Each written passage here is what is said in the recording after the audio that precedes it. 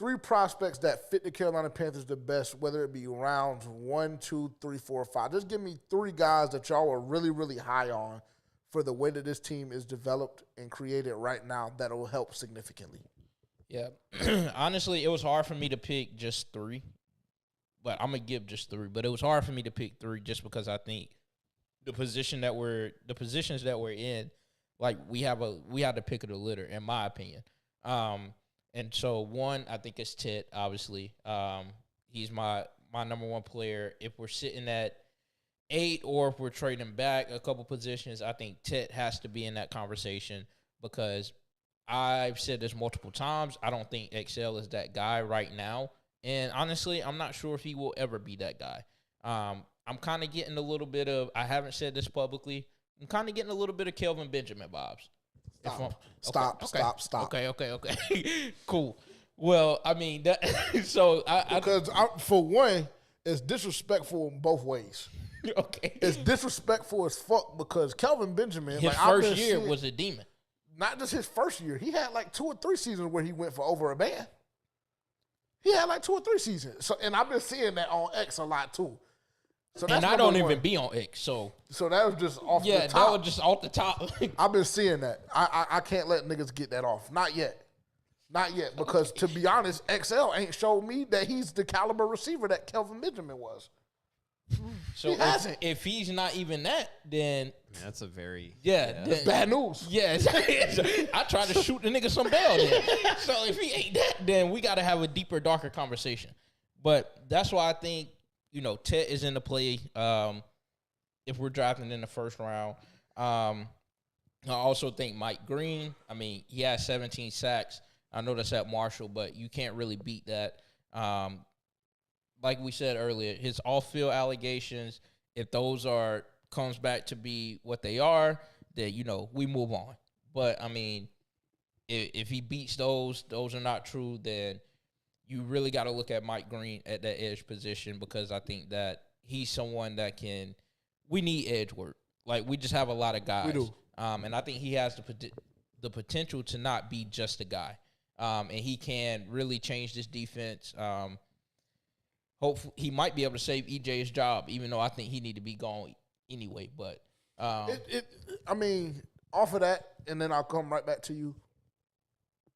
Make or break year for EJ this year. Yeah, I just want to go ahead and put that on 100%. record. We had the conversation last week, and I saw a lot of y'all in the comments eating me up. I understand. I understand that I'm a little bit more patient as it pertains to shit like that. I get it. Make or break year for EJ this year. Like, we put the money up last week. Like, for me personally, that is just simply betting on EJ's job or not. If the nigga doesn't finish top 15 with what we've given him and the hyper-focus we've paid attention to or have given this offseason and free agency, he has to be shipped. He has to be chopped. So, coming right back to you, like I said. Yeah, and the next name's going to surprise a lot. Probably not to y'all here, but he's projected to go second round. Corner out of ECU, Sharon Rebel. Yep. He's on my list as well. Yeah, he was one of the best corners in the nation before his injury. Go do your research if you don't know who he is. In that App State game we went to watch, I think he cribbed one, and then he caught another one. So, I mean, he is really a demon. I think that if you can address needs like, the edge or either receiver with your first pick, I wouldn't be mad taking him with your second pick. And not for nothing, he was actually, before he tore his ACL, I think he was projected to go like top 15. Yeah, he was going to go in the first round. Yeah, easy. Yeah, for sure. And he still could potentially go top in the first round. Yeah. And if you cut on any ECU film, you're going to see 28 making play. If this year, you're going to see 28 making plays. Yeah. That's the only person on ECU's defense that was ever consistently really making plays. Yeah. He is like that. And so I'm very high on him. So, yeah, those are my three. And I don't think that's coming. I mean, as y'all know, we all went to ECU for a time or another. I don't think that's hometown bias either.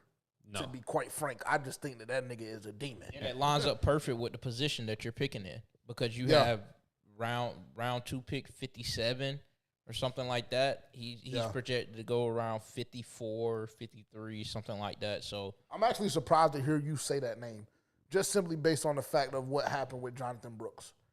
Because I thought that I was going to say that name and you were going to be like, no. Like, I thought you were going to tweak when I said that name, actually. Just because we just saw it literally play out with Jonathan Brooks in the second round. So that's the only reason why, for me personally, I'm kind of hesitant on him. I would also be hesitant because it is hard for a DB specifically coming off of a torn ACL. You really got to have faith in that, being able to get in and out of your breaks. I think it's what I seen from Stephon Diggs this weekend, 5 months afterwards, I think the 23, 24-year-old nigga will be A-okay. And I think it's a little different when you obviously needed to address the position very, very, very badly, and you just went the complete opposite way. Like, nigga, you really, really needed a cornerback, and you said, fuck it. Chuba just had a crazy year. We're going to go get a running back. And that's fair. That made the decision even worse. The circumstances around it are much different. Yeah. And you have time to give him – you have the bodies to give him more time to recover. Like, you need a corner, but, like, I'm pretty sure the front office and a lot of the fan base will be okay drafting a corner back, like, kind of back half of the draft. Okay. That's fair. Would you like to go next? Yeah, I think a couple of our names are going to be the same just based on team needs and stuff like that. But I think that you'll probably have the more well-versed, I guess, maybe. I don't know. Yeah, I think when I look at the prospect list for wide receiver this year, it's not deep. It's not deep. You have, like, maybe 10 wide receivers that are worthy of being drafted in the first 3 rounds. So I think if you're going to go for a wide receiver, you probably have to use your first pick. Obviously, Tet is going to be on my list. However, if you're going to trade down, I think somebody who would be a really good fit with the Carolina Panthers is a Matthew Golden. Obviously, one of the faster wide receivers coming out in this year's draft, can really give you that, slot sort of guy to take over from Adam Thielen, gives you more speed in that slot position. And then another prospect that I'm looking at for wide receivers specifically that I see like later, maybe like day 3, potentially end of day 2, that I think would be a really good fit that I haven't really seen too many people talk about and is kind of flying under the radar for his talent level is Jimmy Horn. Jimmy Horn Jr. is a really good prospect, and for whatever reason, he's rated lower than Tej Johnson.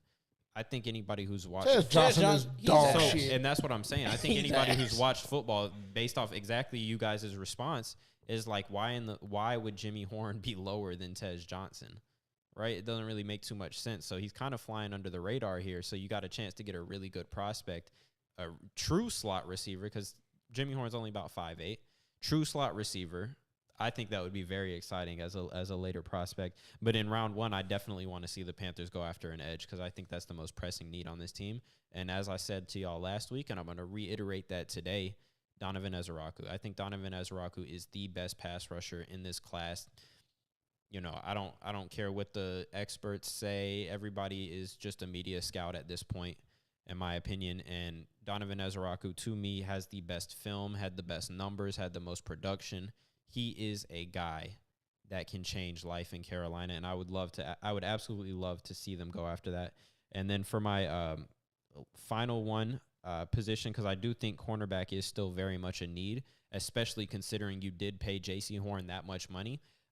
Because J.C. Horn's injury history, you have allotted a large portion of your salary cap to the DB position. If you lose J.C. Horn, you're back to Mike Jackson as deep cornerback 1, and I know JJ likes Mike Jackson. I don't even think JJ would like Mike Jackson as cornerback 1 for an extended period of time. So that's definitely a need that wasn't truly addressed last year.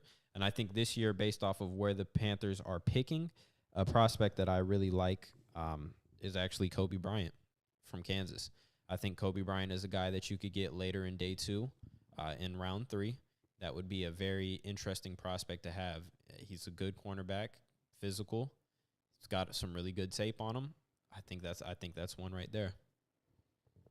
I like it. I think we'll have some names that obviously we'll repeat. I kind of wanted, I didn't want to give Jalen Walker or Ted, I didn't want to do that. I like Mike a lot. I do. From Marshall. I mean, I think that how you feel about Ezaraku is how I feel about Mike. But I do love Ezaraku a lot. I'm going to just throw a couple of names out there just because, like, I don't really have three. I just wanted y'all to give three just because I wanted to see, like, what y'all's actual list would look like. Really, really like Ezaraku. I really, really like Mike Green. Another guy that I don't know if he actually. I'm not even going to say I don't know. He doesn't have the talent, in my opinion, that Mike or Ezaraku have, and I don't think that he's top 5 in his position group. But another guy that I've really started to look a lot more into is Sawyer, Jack Sawyer from Ohio State. His motor is fucking incredible, and I 2 or 3 weeks ago, I did an appearance with Dez, and I said like motor is just something that you can't really really grade a prospect on, like just because it's like sure it's an intangible, it is what it is, whatever. Jack Sawyer is a dog to me. Like he's just one of them white boys that just simply don't give a fuck. Right, and I think that to me is really part of the problem with the Carolina Panthers. Like, there's too many clean cut, like, by the book. Like, this is how we do. I'm not the biggest fan of that. I think you need a couple of wild cards, which is why, like, if the Pittsburgh Steelers come calling, the first name for me personally that I'm asking about is George Pickens. Like, yeah, T.J. Watt, obviously, if he's going to be available, that solves your edge problem, so then you can do whatever you want at 8, whatever the case may be. But we need some dogs, bro. And we've been saying this for how long? 2 or 3 years where we've talked about dogs and demons. I think Jack Sawyer fits that mold perfectly. So those are 3 guys that I really, really like at edge. I love that you brought up Matthew Golden because I think I came on here and shitted on him like maybe 3 or 4 weeks ago.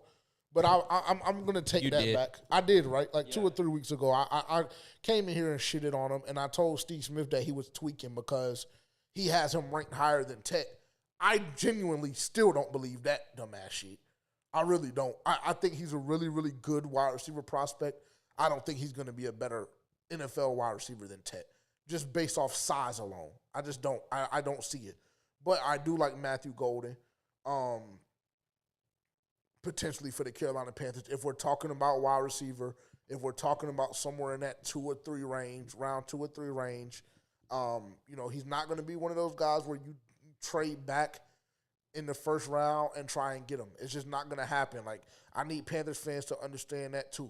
Like, the odds of us going offense at 8 or anywhere else in the first round to me are very, very low. I just don't think it's happening. I think it's defense and I think it's edge. I do.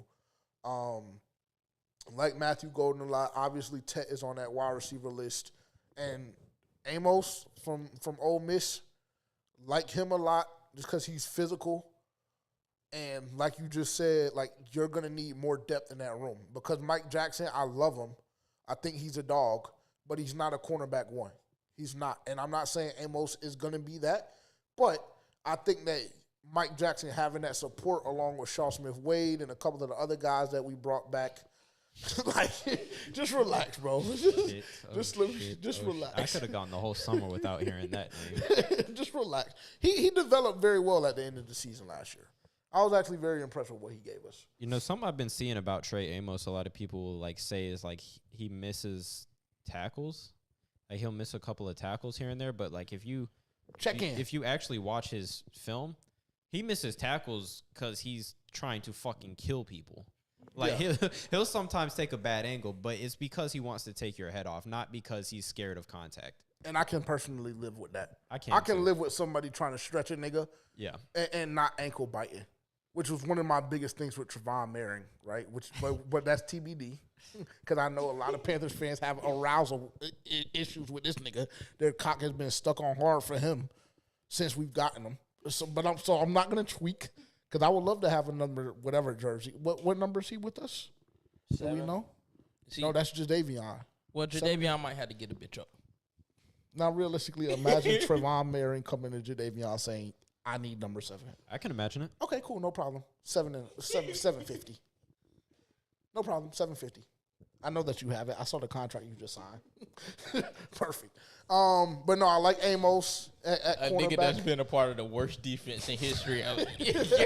You're gonna charge me $750 for a jersey? Okay. And I like bro from ECU. I think that would be a steal if we get him. I think so too, bro. And to be honest, like I'm fine with us taking him second round, number whatever, 53, 54. What pick do we have? Do you know? I think like 57. Okay, whatever it is. And we'll be more informed coming up. I promise. Like when we do our live stream, we'll be a lot more informed and we'll be prepared.